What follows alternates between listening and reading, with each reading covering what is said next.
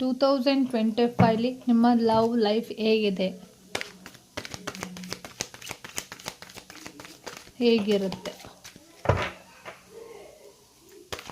2025 ನಿಮ್ಮ love life ಹೇಗಿರುತ್ತೆ ಅಂತ ನೋಡೋಣ.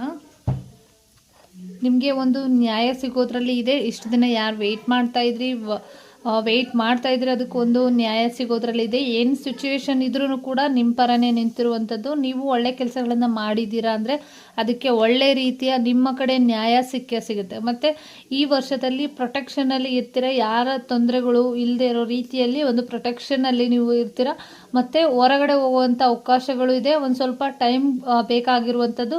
ಆ ಕರ್ಮಗಳೆಲ್ಲ ಮುಗಿಸ್ಕೊಳ್ಳಿ. ಅದು ಮುಗಿಸ್ಕೊಂಡ ನಂತರ ನಿಮ್ಮ ಜೀವನಕ್ಕೆ ಒಂದು ಒಳ್ಳೆ ರೀತಿಯಲ್ಲಿ ಒಂದು ಬದಲಾವಣೆಗಳು, ಲಕ್ ನಿಮ್ಮ ಜೀವನಕ್ಕೆ ಬರೋದ್ರಲ್ಲಿ ಇದೆ.